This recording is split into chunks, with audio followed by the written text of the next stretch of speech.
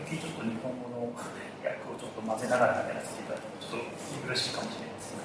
So let me start from my quick introduction, and please allow me to add some Japanese explanation sometimes. So I'm in the IT innovation team, but not in the IT department. I'm in the business strategy division. So it's really unique. Business strategy team, so business team, legal team, IT developer, and also operation. So we can make the really good discussion in a small team. And so IT solution can be a really good connection with the actual business and also the FinTech and DX and AI, DLT. So that's a background of the team. So I joined the Tokyo Stock Exchange in 1996. Actually, I worked here for 2 years. At that time, there was a trading floor, so I was stand up the other side and just patrolling the stock trading. But I didn't know anything. The sign is too quick. But yeah, it's a really good memory for me. And 12-year Tokyo Stock Exchange and the 16-year JSCC. So I selected three my turning point and also JSCC turning point. So after Lehman crisis and global regulation started, so that's why we quickly launched the OTC derivative clearing system. So from this project, I needed to harmonize with global. So we stopped outsourcing to somebody else. Let's make the system in-house. And also, we invite many experts from outside Japan, so communication language changing to the English. So that is the first point. And the second one is 1915. So risk system is really core for JSCC. And the risk system is really difficult to build by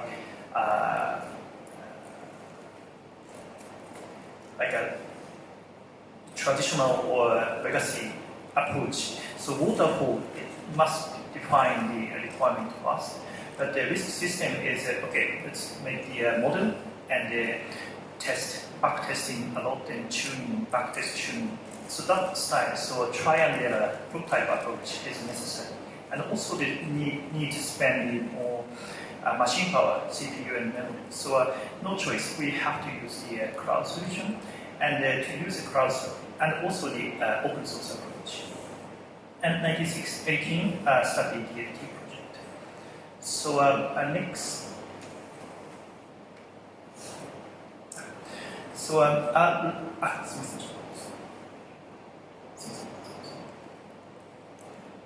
ちょっと今後で入れさせてさっきの3つのポイントがありまして2015年のところのオープンソースクラウドっていうところが今のプロジェクトにつながっている土台になっています。今日はちょっととても私テックの人間じゃないのでちょっと専門家を前にこの説明をするのちょっと恥ずかしいところなんですけどちょっとオープンソースとはとかクラウドネイティブとはっていうところの説明をさせていただきます。So I'm a little bit embarrassed to explain in front of the global leader of this open source. But this morning I made this document. So in my mind, the image will be open source and what we are doing now. So this is a slide. So number one, this is a really traditional approach. So the on-premise solution and the application. So the black box, usually black box, and the package solution possibly. And they recently started to use cloud.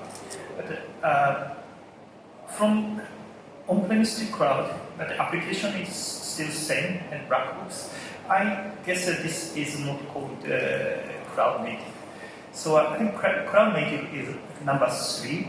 So the cloud on the cloud there are many services and also the white box open source. It's really many open source and really nice and advanced quickly. So make use of the cloud service and open source and minimize the customization. that may be the biggest benefit using the cloud native. This is my opinion, my personal opinion. We start from 2015, and recently the cloud is improved quickly. So now container, the Kubernetes, we built the application on top of the Kubernetes. So Kubernetes easily can copy the environment to other, and also the cloud agnostic approach. So now we mainly use the AWS, but in the future, maybe we need to use the multi-cloud for some reasons, resilience or maybe cross-border solution. One cloud is not possible, so think about this kind of approach. And then finally, this is in the future. I think the open source software link with the ecosystem, because the cloud is standardized, and also the middle part, the application, this layer could be a non-competitive area. So open source can be used by anyone, and also the shared approach, data platform, open community. The community is really important. So this is I'm not sure this is right, but this is my image of the cloud native and open source. And this slide is we joined the Hyperledger Foundation and Linux Foundation October. And Hyperledger Foundation has been supported by Hitachi, Fujitsu, IBM long time. And so we are a new participant, but so this is a first contribution activity. The Linux Foundation is huge, the community. So I heard that this is called the foundation of foundation. So inside the Linux, lots of the foundation. And one of them is a Hyperledger Foundation. This is really focused on DLT.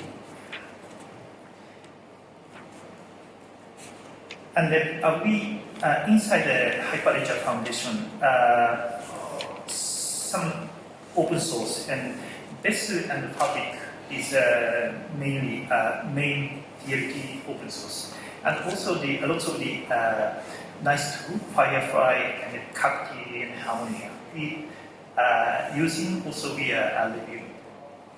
And also the Cloud Native Computing Foundation, CNCF, this is a really big one. And Kubernetes, or recently we are looking at the Keycloak. This is identity management. And also the today Finos board member joined this event, but Finos is a FinTech open source foundation. So JSCC is a financial sector. So lots of these global sell side participate in this Finos. So we are start to look at the what solution that they have.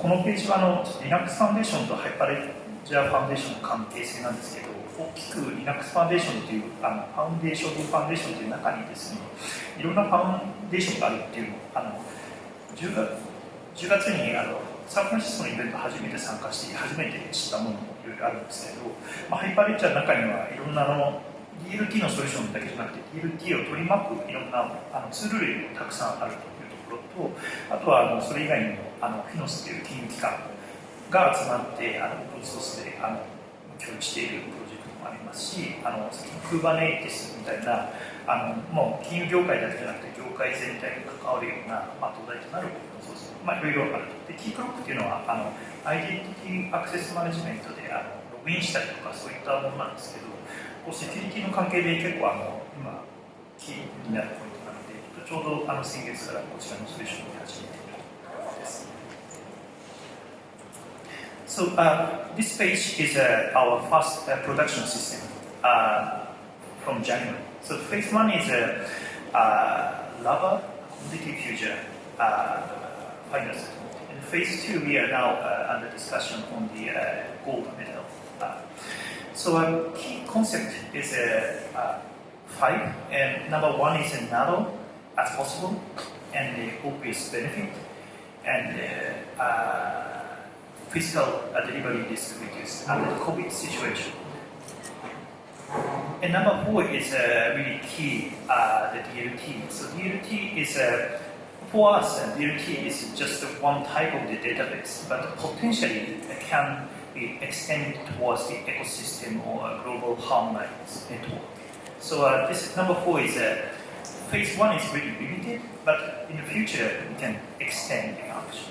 And number 5 is a quick and low-cost launch. So it was only 4 months from the design to the launch, and also the 5 developers only. So and the environment cost is just AWS running cost. So quite good size and a good output. That was the key of this project. And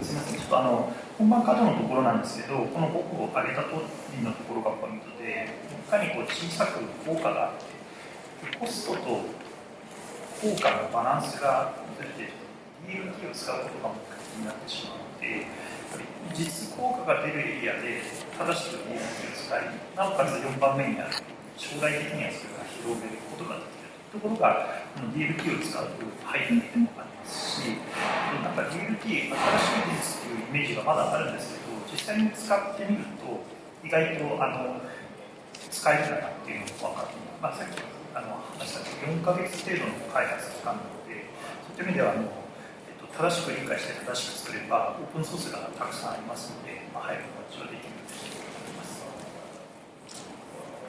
So this slide is a quick overview on the phase 1. So bottom half is before January this year.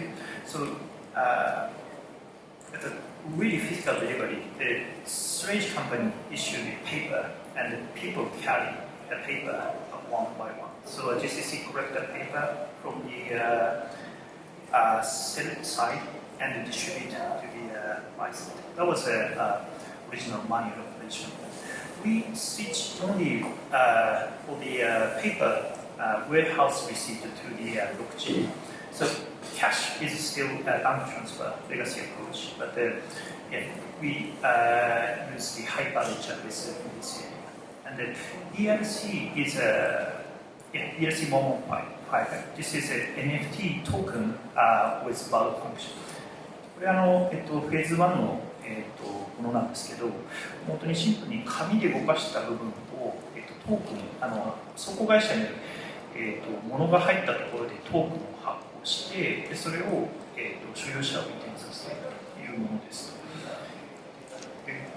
このハイパーレッジャーベースの ERC というのが、そのトークンの標準化のスタンダードになってまして、例えば通貨だと20とか、普通の NFT だと720とか、あと証券だと1400ってあるんですけど、今回はその NFT なんですけど、バルクで処理ができる特別なものを使っていて、それでうまく解決できているというものになります。で、ちょっと、すみません、日本語で、これこのフェーズとしてはノードと言われる中のものは全部 JSCC で運用しているので、あくまでも JSCC が運用しているシステムです。で、トークンも中のエコノミーの中で使っているので、とても閉じた形にはなっているんですが、将来これを、トークンを外で使っても使えるようにする、もしくはそのノードを他の人に運営するようにするっていうのもできるようになるっていうのが、この DLT のさっき言ったエクステンションのポイントになっています。So, this slide is showing why we chose Hyperledger Besu. So, this is also my image, so really simplified. So, the DLT, two sides. One is a public chain, the other side is a private chain.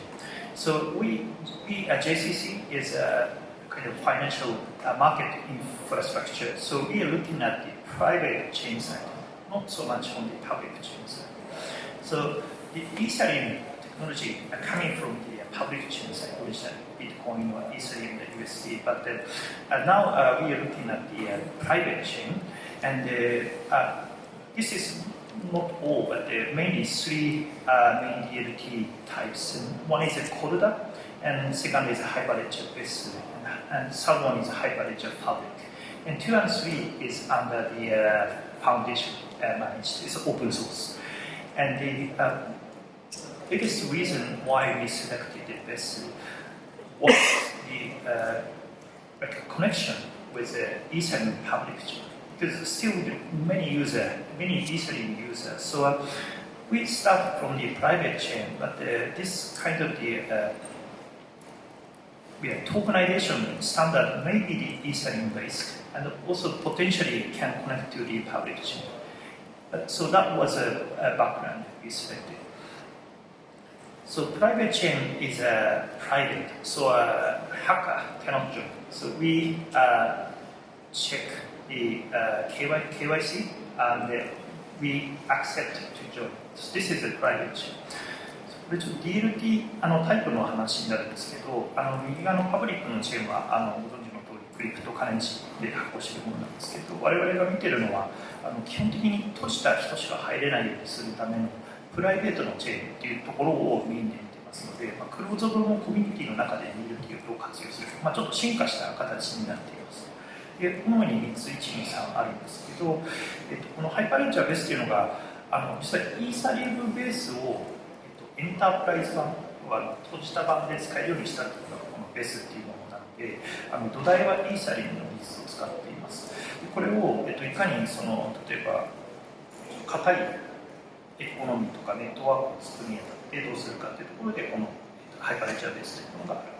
で同じくハイパーレッジャーパブリックもオープンソースになっていて、ここはもう何がフィットするかってものによって違うかと思うんですけど、我々の使い方からするとトークンなので、トークンというとやっぱりイーサリアムかイーサリアムの、エンタープライズなのでベースを選択しているという背景になります。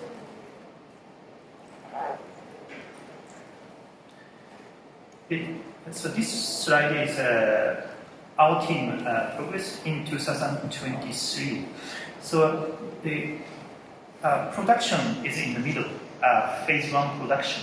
So this is a really limited production, but behind we do a lot of POC and research and communicate with the global foundation. So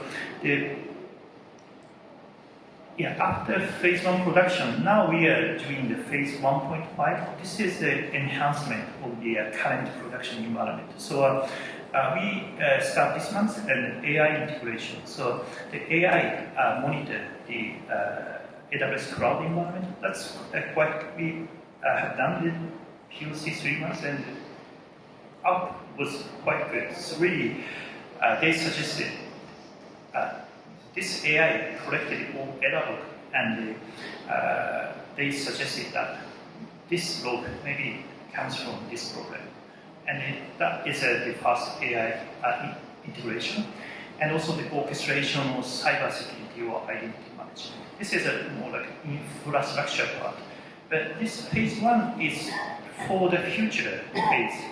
It should extend the, not should, if in the future we extend the platform to something else, in that case, maybe this kind of security part is a key. And the phase 2, we are doing the gold discussion, but this is with the legal. We need to change the law and regulations, so we are lobbying this part. And the right side, this is a long-term solution, so not for the next year. This for long-term view. What should we do? So business use, as a business use case, we are doing the POC, but in the collateral use case area. This is a really important function for CCT. And also the legal discussion, and we touch the not only Besu, but the Corda and the public as well. So because interoperability is a key for the next. So that's why we touched all best Corda and public, and also the check the so Hyperledger Capta is providing the interoperability solution, and also the Firefly could be a good interoperability solution. And to maintain the production system, we should check what's happening in the community. So open source is made by the community. So open source still active, and everybody get together and update and enhance. So that is what we wanted to check in some places. But the community was really good and a really active discussion, and the DTCC was taking the lead of the best community in the financial market. So we had a really good and exciting discussion. ちょっとこちらの2023年のサマリーをちょっと書いているんですけど、ずっと一番端の左では5年ぐらいちょっとステルスモードというか、あんまり外に何も出さずにやってたんですけど、最初のフェーズとしてプロダクションをこういうところで入れました。で、イテモの下に行ったところでは、どちらかというと基盤とかセキュリティを上げるためのエンハンスをしていて、これをやっておかないと多分もっと次のステージに行けないところがあるので、土台を上げる方がいいっていう。で、2のところはどちらかというとリーガルのポイントになってまして、フェーズ1で使ったものは倉庫のレシートだったので、リーガル的にはレシートとしてトークンを生かしただけなんですけど、ゴールドになると今度、証券、プラニ証券で証券になるので、これを、まさにトークン化して担保に使ったりできるかどうかっていうのを今ちょうどディスカッションをしている最中になります。で、一番右の列のところが今度長期ビジョンですぐに実現するとかというわけではなくて、まさに今世界でいろんな POC とか中銀とかもいろいろやられているところの視点で、我々もその技術的にまずキャッチアップするためにこのベスホルダーパブリックっていう3システムを全部内製で作ってそれぞれをつなぐような技術検証っていうのをずっとやっているところでございます。でそのところもあってオープンソースのがどうやって更新されていってちゃんとアクティブに動いているかっていうのを知りたいのでまさにハイパーレッジャーファウンデーションに入ってですね実際にコミュニティに入りながらオープンソースの確からしさっていうのを見始めているというところでございます。時間なのですみません、そうですね、この後ちょっとユースケースの話なんですけど、ちょっと飛ばしに入れていただけめくらせていただきます。So we are focusing on the collateral deposit because the number 1 and number 2 and 3 is a big difference. Because number 2 and number 3, all the participants ready to use a digital asset. Not afterwards start. So for example, they issue the CBDC, I'm sure, and afterward everybody start to use, and so it takes time to do number 2 and 3. So that's why we're looking at the number 1. It's a collateral is very member fund deposit to JSCC, and it's the simple work. And also the JSCC collateral eligible is not only yen but the equity bond or foreign currency treasury. So we can do some POC multiple assets. And for example, the one use case is a collateral swap. So JCC received the collateral from the member fund, and as is today, for example, the member want to change now a deposit yen, but switch to the Japanese government bond. So as is today, they need to deposit first, JGB first, and withdraw cash. So 1 second, 2 seconds, they need to fund double. So if the 2B solution, if a swap without risk, in that case, the maybe funding will be helped. That's a use case. And the second use case is more actual collateral use case. So CCP received from claim member fund, but the end client deposit to claim member fund. So how to relay the collateral from the buy side, sell side, and CCP. So this use case is included interoperability assets. So the token on the Hyperledger Besu, this blue color part, and how we receive that token from the public chain to our private chain. So this was the use case done. And the last one is the multi-cloud use case. So now our production system is on the AWS cloud, but as one pattern of the interoperability, for example, the one country and two countries, and okay, let's make the one platform, but the cloud should be separated. Maybe sovereignty be very key. So we have done the POC on the 3 node on AWS and 3 node on Google, but run in one system. So DLT orchestration. So this may be good for the future, for the resilience or cloud, maybe sovereign cloud or that kind of discussion happen. Maybe that isすみません、ちょっと最後のユースケース駆け足になっちゃったんですけど、担保のユースケース2つ、コラテラルを今だとチェンジするときにもらってから引く、一瞬に二重になってしまうんですけど、それを、DLT ベースで同時に交換することでダブル積まなくてもいいようになるっていうのができるのではないかというユースケースと、2つ目のところは担保をパスしていくときにどうやって担保をパスしていくか、さらにそれが違うトークになったときにどういうふうにできるのかっていうのを今年やったユースケースとなります。で、最後のところはインターオペラビリティの型として、例えば2つの国で何か一緒のものを動かそうとか、2つの会社で同じものを動かそうっていうときに、データオーナーとかプライバシーとか、あと最近は国でクラウド、ソブリンクラウドって話もありますので、そういった議論になったときに多分こういうケースっていうのが出てくるだろうというところで、1個のシステムをクラウドを分けて、それぞれノードを散らばせながら動かすというのもやってみて、一通り動くということも確認できるということでございます。すみません、ちょっと駆け足になりましたが、以上です。Thank you.